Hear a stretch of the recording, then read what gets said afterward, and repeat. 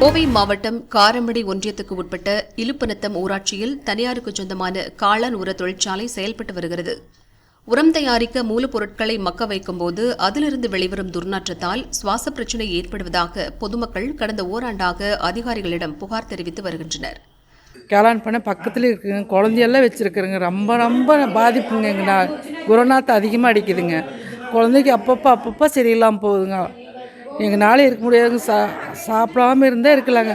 சாப்பிட்டோன்னா அந்த குருநாத்தை வந்து வாந்தி மயக்கம் ரொம்ப கஷ்டப்படுறேங்க. இதனால் மக்களுக்கு ரொம்ப பாதிப்பாக இருக்குங்க. பக்கத்தில் நாங்கள் இருக்கோம். குழந்தைங்களுக்கு வாந்தி மயக்கம், இந்த வாசம் வந்தால் தாங்கவே முடியறதில்லைங்க. குழந்தைகளுக்கு மூச்சு திணறல், ஸ்கூலுக்கு போகவே முடியறதில்லைங்க. பாதி நாள் லீவு தாங்க. துர்நாற்றம் வீசுவதால் விவசாயத்திற்கு ஆட்கள் வேலை செய்ய வருவதில்லை எனவும், விவசாயம் செய்யாமல் நிலத்தை சும்மா வைத்திருப்பதாகவும் விவசாயிகள் வேதனை தெரிவித்துள்ளனர். இந்த தொழிற்சாலையில் வந்து இயங்கிறதுனால இங்கே பக்கத்தில் இருக்கிற விவசாயிகள் எல்லாருமே பாதிக்கப்படுறாங்க. பக்கத்துலேயே இருக்கிற எல்லா ஒரு குறிப்பிட்ட நிலைமையில் விவசாயம் செய்ய முடியாமல் குறை போட்டு தரிசாக வச்சுருக்கிறாங்க. ரெண்டாவது, இங்கே பக்கத்தில் யாருமே ஆட்கள் வந்து வேலை செய்யறதுக்கு வரமாட்டேங்கிறாங்க. துர்நாற்றம் அதிகமாக வர்றதுனால ஒரு நாள் 2 நாள் வந்து வேலை செஞ்சாலும் அடுத்த நாள் உடம்பு சரியில்லைன்னு போய் அவங்க படுத்துக்கிறாங்க.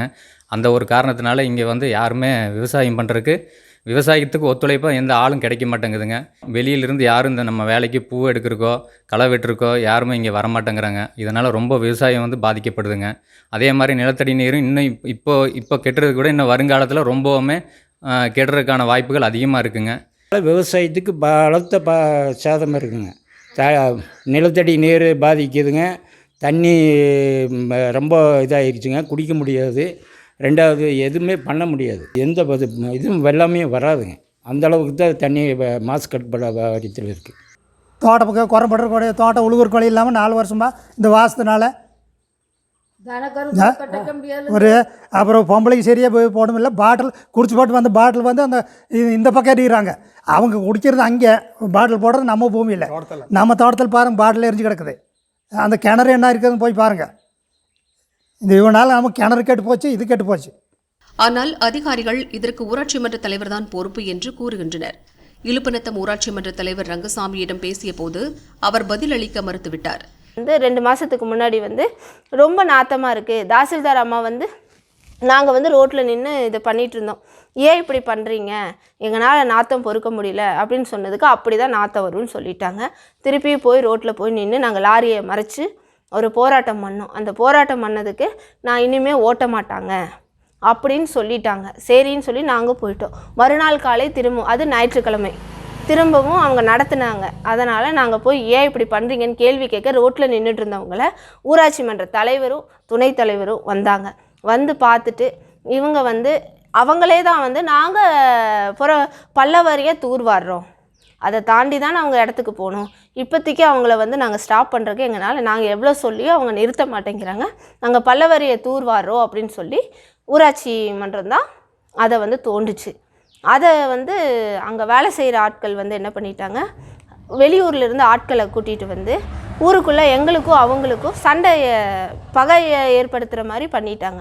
இதை பஞ்சாயத்து தலைவர் நம்ம கண்டிப்பாக நான் இந்த இதை செஞ்சு தரோம், நல்ல விதமாக மக்களுக்கு பயனுள்ள ஒரு இதை பண்ணித்தரோன்னு சொன்னாங்க. ரெண்டாவது, எந்த அனுமதி இல்லைன்னு சொல்லி தான் அவர் அவரே சொல்லியிருக்கிறாரு. பேப்பர்லேயே ஆடு கொடுத்துருக்குறாருங்க, கலெக்டருக்கு அவரே சொல்லியிருக்கிறாரு.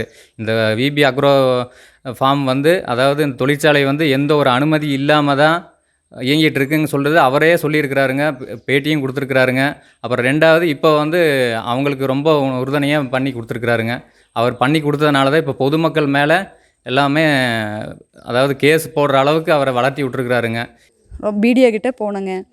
அதுவும் அவர் நாங்கள் பார்த்துக்குறோம், பஞ்சாயத்து சார்கிட்ட சொல்லியிருக்கிறோம், அவர் தான் எல்லாமே முடிவு பண்ணுவார், நீங்கள் அவரே பார்த்துக்குங்க அப்படின்னு சொன்னாருங்க. அவர் எந்த முடிவும் எடுக்கலிங்க. எங்களுக்கு தீர்வு கிடைச்ச மாதிரியே தெரியலிங்க. இன்னுமே நடந்துட்டு தான் இருக்குங்க. அதுக்காக நீங்கள் தான் ஹெல்ப் பண்ணணுங்க. இது தொடர்பாக நீலகிரி பாராளுமன்ற உறுப்பினர் ராசாவிடம் பொதுமக்கள் மனு அளித்தபோது அவர் அதிகாரிகளிடம் உடனடியாக நடவடிக்கை எடுக்குமாறு கூறினார். இந்த காளான் தொழிற்சாலையால் ஏற்படும் துர்நாற்றத்திற்கு நிரந்தர தீர்வு காண வேண்டும் என்று பொதுமக்கள் கோரிக்கை வைத்துள்ளனர். ஹலோ, வணக்கம், ராஜா பேசுகிறேன். மேட்டுப்பாளையம் தாலுக்கா காரமடை ஒன்றியம் இலுப்பணத்துக்கு அது குறிச்சிங்க இலுப்பநத்தம் இலுப்பணம் பந்தயம் அதில் இந்த காளானுக்கு வந்து உரத்தொழிற்சாலை கம்பெனி பேர் என்ன? VP agro farms. VP agro ஃபார்ம்ஸ்னு காளானுக்கு வந்து தயாரிக்கிறாங்க போல இருக்கு உரம். அது ரொம்ப ஓவர் ஸ்மெல்லு, ஓவர் பொல்யூஷன் போல இருக்கு. அந்த மக்கள் எல்லாம் போராடிட்டு இருக்காங்க போல இருக்கு. அவர் ஏடிஎம்கே கவர்மெண்ட் வாங்கியிருப்பாரு இருக்கு. அதை உடனே க்ளோஸ் பண்ண சொல்லி இங்கே ஒரு 200-300 பேர் இருக்காங்க.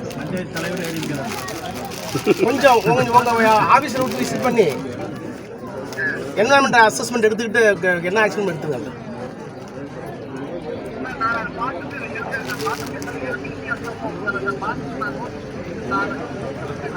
ரைட், எடுத்துக்கிறேன். ரொம்ப தேங்க்ஸ். ரொம்ப தேங்க்ஸுங்க சார். எம்பி திரு ராசா அவர்கள், நீலகிரி சட்டமன்ற உறுப்பினர், அவர்கிட்டையும் நாங்கள் போய் எங்கள் மனுவை வந்து கொடுத்துருந்தோம். அப்போவே அவர் வந்து மாசு கட்டுப்பாட்டு வாரியத்துக்கு ஃபோன் பண்ணி இந்த மாதிரி பிரச்சனைகள் நடந்துட்டுருக்கு, 200 பேர் மேலே இங்கே வந்து நின்றுட்டுருக்காங்க, நீங்கள் வந்து அது என்ன ஏதுன்னு பாருங்கள், இதோட ரிப்போர்ட் வந்து எனக்கு வந்து சீக்கிரம் சொல்லுங்கள் அப்படின்னு சொன்ன அடுத்த நாளே வந்து மாசு கட்டுப்பாரியம் வந்து அந்த கம்பெனிக்குள்ளே வந்து என்கொயரி பண்ணிவிட்டு அவங்க வந்து இங்கே வந்து எகெயின்ஸ்டாக இருக்குது, அதனால் நீங்கள் நடத்தக்கூடாது அப்படின்னு சொல்லி அவங்களுக்கு வார்னிங் கொடுத்துட்டு போயிருக்காங்க. அதுக்கப்புறமும் அவங்க மீறி நடத்திட்டு தான் இருக்காங்க.